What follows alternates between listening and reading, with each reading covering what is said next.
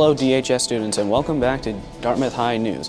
I'm your host Frank Miniglio from Team Green Machine. On this week's episode we will feature stories on the upcoming Special Olympics event as well as looking at the popular art show which has returned this year to DHS. All this as well as sports scores, weather, lunches and more. DHNN starts now.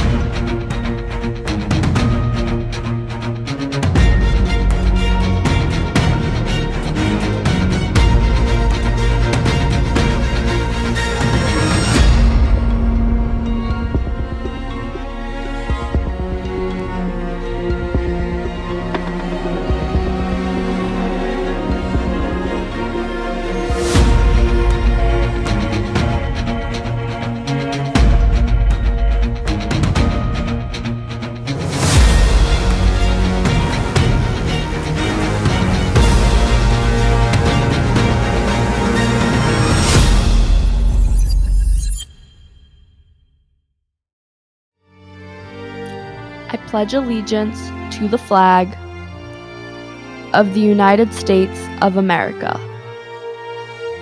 and to the republic for which it stands, one nation, under God, indivisible, with liberty and justice for all.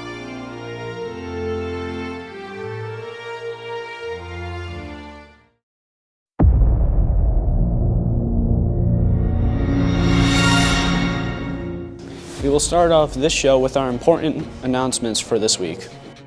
Attention all winter track and field athletes, our banquet is officially happening. Please see Coach McCarron in C15 or Coach Rowe in C32 if you plan to attend. Attention class of 2023, please don't forget to pay for your class dues so you can attend Junior Banquet. Junior Banquet is on June 10th at White's of Westport. Please reach out to Miss Kearney or Miss Grieve if you have any questions about dues. You can pay with cash, check, or online. The link to pay online is on the 2023 Google Classroom.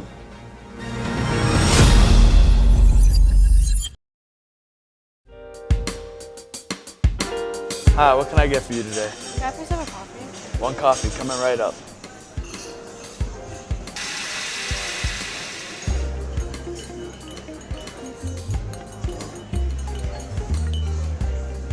Here's your coffee. Enjoy. This coffee was amazing, thank you. Thank you. Have a good day. You too. You want restaurant quality coffee? Then sign up for our cafe delivery service every Tuesday. Check weekly for the Google form in your email to sign up.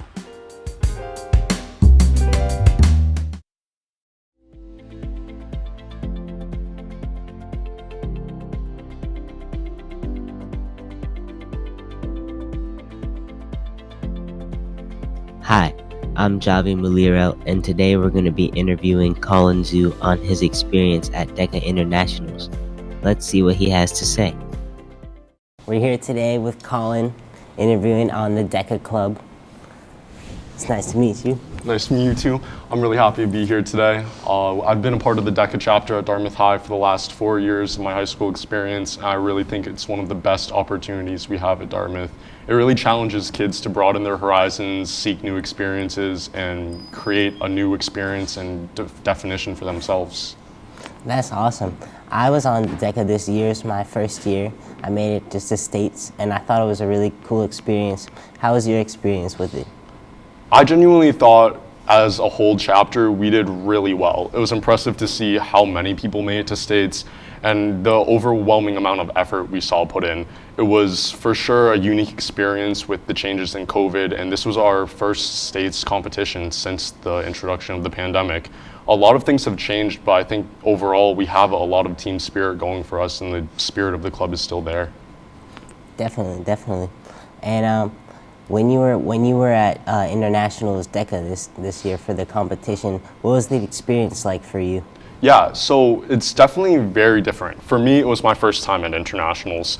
I originally qualified my sophomore year, but was unable to attend because of the COVID pandemic. So DECA International, the corporation, organizes it in a cyclical structure of locations. It bounces between Anaheim, California, Disney World in Florida and Atlanta, Georgia. They're moving Tennessee out of the cycle. So we're looking at a small amount of competitors flying out as a team through an airport to various locations all around the country. And it's really a wholly different experience. We brought about 20 members to states, and of those 20 members, the 4 of us made it to internationals. So it's really a small niche team building experience, definitely. When we go out to internationals, it's a long flight for sure, but you meet a lot of people along the way in the airport, in the hotel, and it's always about networking. These types of conferences, you'll meet people and have experiences that you would have never thought about before. I definitely thought it was a very social experience. Like, you meet so many people that are encouraging you and rooting for you. You bond with people all across your state and all across your region.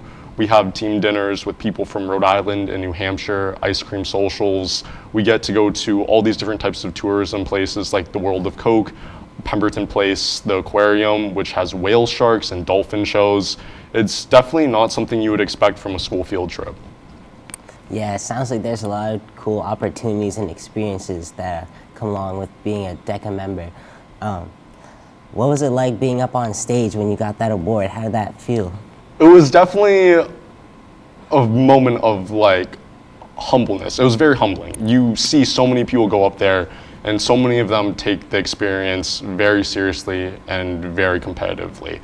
It's one of those moments where you're not sure if you're going to move up there, and when you do make it up there, there is over 17,000 people just staring right at you. And that's not including all of the spectators, chaperones, and judges. Wow. So we're looking at upwards of 20,000 people filling up the Mercedes-Benz Stadium in Atlanta, cheering you on, screaming your name. There's amazing shows of fireworks and pyrotechnics on stage. It's really breathtaking. That's awesome. Is there anything you'd like to talk about specifically that made your DECA experience impactful? I'd specifically like to say thank you to Patricia Kane. She is retiring this year. She has been our DECA chapter advisor for the last 19 years. I haven't even been alive for that long. She's really committed herself to the club and embraced it wholeheartedly. And as we move forward in this new chapter and finding a new advisor for our club, I firmly believe that the passion and spirit that we have for DECA is going to stick with Dartmouth High. Future DECA members are going to be able to look forward to going to Disney World and Disneyland in both Florida and California. So there's definitely a lot of new experiences going on and a lot of stuff for people to look forward to.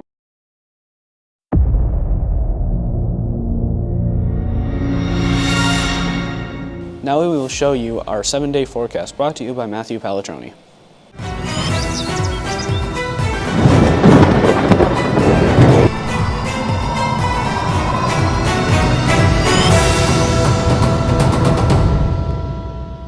Hi, I'm Matt Palatroni, and this is your 7-day forecast.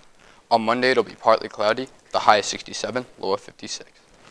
On Tuesday, it'll be partly cloudy with the high of 68, low of 52. On Wednesday, it'll be partly cloudy with the high of 65, low of 51. On Thursday, it'll be partly cloudy with the high of 63, low of 50. On Friday, it'll be partly cloudy with the high of 62, low of 51. On Saturday, it'll be mostly cloudy with the high of 65, low of 53. And on Sunday, it'll be partly cloudy with the high of 65, low of 54. Back to you, Frank.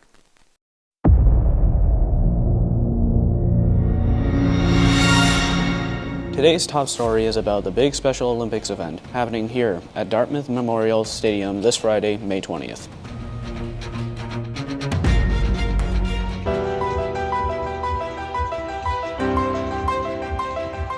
So the Special Olympics this year are going to be taking place on May 20th. So the Special Olympics is a day to celebrate all of our students and compete in a bunch of different races and activities. In the past, it's been held here at Dartmouth High School, but this year it's going to be held at the stadium, so we're really excited to be able to do that. What are you most looking forward to? Just having fun. What's your favorite event at the Special Olympics? The dance party. Oh, the dance party, of course. After all of the events end, we have lunch and a huge dance party. Oh yeah. Oh yeah. Ah, boy, put it here.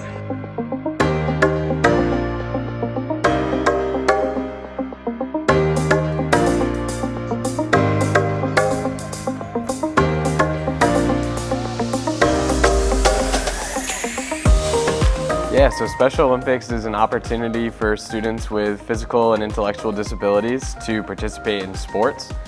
Special Olympics is a national program. I mean, we have a great program here in Massachusetts, but it's a national program, and we're lucky enough that at Dartmouth we can celebrate our Special Olympians with this school day games event each May. Each year it seems to get a little bit bigger, but we're fortunate that this year it's not just Dartmouth students. Last year with COVID and some of the restrictions, we had to scale it back, but this year we're welcoming back New Bedford Public Schools, the Fall River Public Schools, Fairhaven Public Schools, Westport, Freetown, and our Dartmouth schools. Awesome. I was adding on to that. What is like the fun part of Special Olympics Day? For those opening ceremonies, which the kids love, then we go to the events themselves, which is a blast. And we conclude with medals, and I think everybody's favorite part is the lunch and the dancing with the DJ and stuff that happens afterwards. Tune in to the Special Olympics School Day Games on May 20th, 2022 at 8:30 a.m. at Dartmouth Memorial Stadium. We will be live streaming it here at DHS TV Media.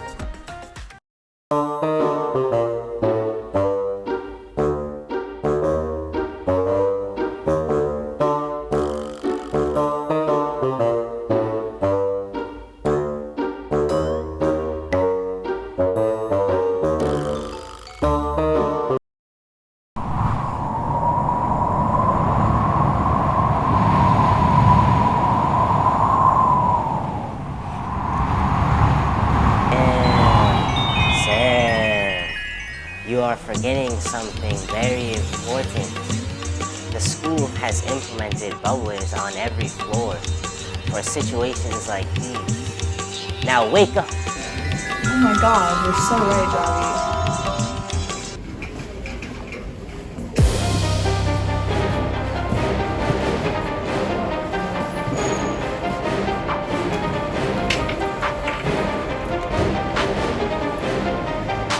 Thanks, Javi. Stay hydrated, guys, and always make sure to carry a reusable water bottle on you so that you never end up in the desert crawling on your knees searching for a bubbler, because you have it on you. Help reduce pollution of single-use plastics by using a refillable water bottle and refilling clean filtered water at the nearest bubbler fill station bubbler.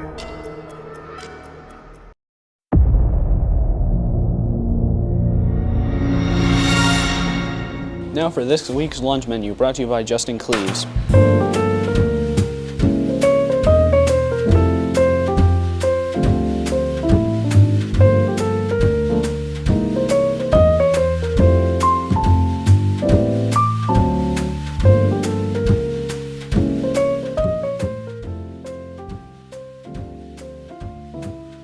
On Monday, we will have a bacon double cheeseburger. On Tuesday, we will have chicken tenders. On Wednesday, we will have an Italian sampler. On Thursday, we will have General Tso's chicken. And on Friday, we will have a beef burrito.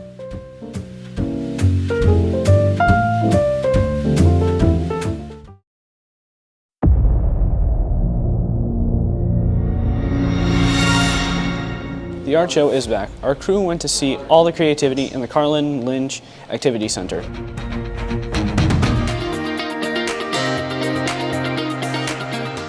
I think it's a good event. Great event. For the school. I like the circle designs with I love seeing all the different designs. Love circles. The circles are awesome. Yeah. I think it's a good form of expression. It really just releases a lot of stress and anxiety for me, and it's a good way to escape.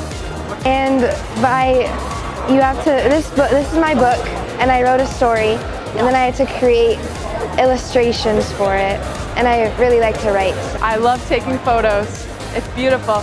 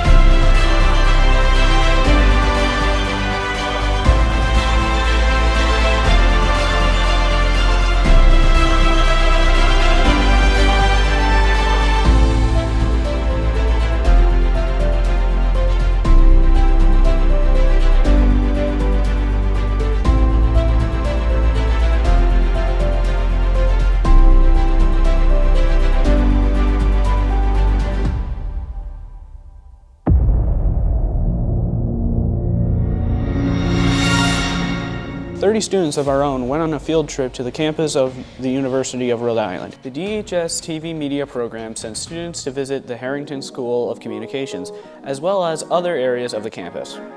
Here's what they did. Hey guys, so we just got to the Welcome Center, and yeah, we just got to URI, and we're so excited for our tour. Additionally, I'm a URI 101 mentor. Also work a lot with first-year students to help them succeed in the classroom. First off, we looked at Ranger Hall, home to the Harrington School of Communication and Media.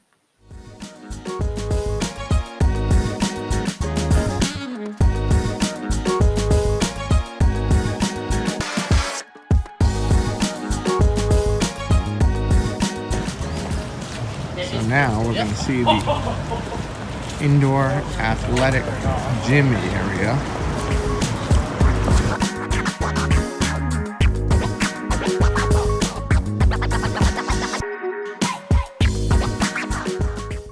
And here's the broadcast center. It controls URI sports and news. They also have a 180-degree green screen which wraps around the walls of the center.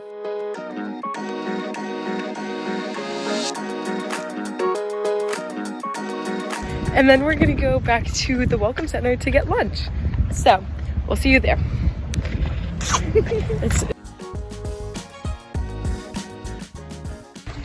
Hey guys, so we just got lunch in Duncan, and now we're heading on the bus to go back to the school.